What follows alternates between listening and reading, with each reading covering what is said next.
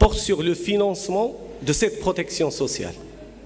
Et là, il y a 3 intervenants.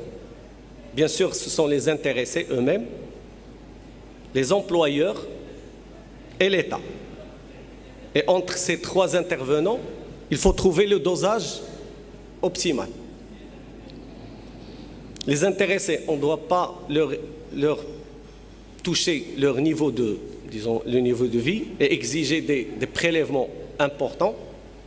Les employeurs, bien sûr, on ne doit pas les pénaliser également par des prélèvements ou des contributions qui vont pénaliser leur compétitivité, la compétitivité de l'entreprise, et donc impacter la croissance du pays. Et enfin, l'État, qui a des contraintes budgétaires tout le temps, ces contraintes budgétaires qu'elle doit gérer et optimiser entre ce qui relève des charges de fonctionnement, des programmes d'investissement et bien sûr le service de la dette. Et entre tout ce raisonnement, bien sûr, c'est la société finalement qui doit permettre de distinguer entre ce qui doit relever de la solidarité intergénérationnelle et intragénérationnelle et ce qui doit relever de la mutualisation de ces différents risques entre les différentes catégories. La 3e dimension, c'est la dimension de la durabilité ou de la pérennité des systèmes.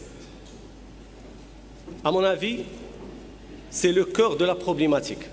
Pourquoi? Parce qu'un système de protection sociale efficace, c'est un système qui répond aux normes de la viabilité et de la pérennité. D'autant plus que ces systèmes de protection sociale portent souvent sur des engagements sur le long terme et donc il exige une visibilité projetée sur l'avenir.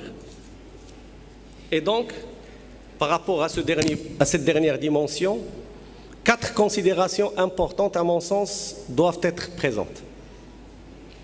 La première, c'est une bonne identification des risques à couvrir avec une bonne visibilité sur leur évolution dans le temps.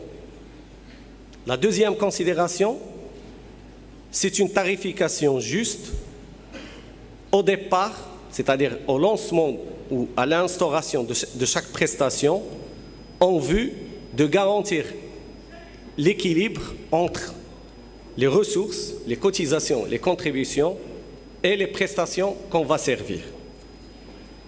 La 3e dimension, qui est aussi importante, c'est la recherche continue d'une optimisation de la gestion des fonds de réserve que gèrent les organismes de protection sociale. Et enfin, la 4e considération, c'est le besoin toujours de disposer d'un mécanisme de pilotage avec des règles d'autorégulation claires et une bonne méthode d'anticipation. Donc cette petite intervention va nous permettre, je pense, de passer la parole à nos chers intervenants pour nous éclairer sur cette problématique. Et donc je vais donner la parole directement à M. Jérôme Glachon pour traiter le thème de la place de l'épargne retraite dans la protection sociale. Merci.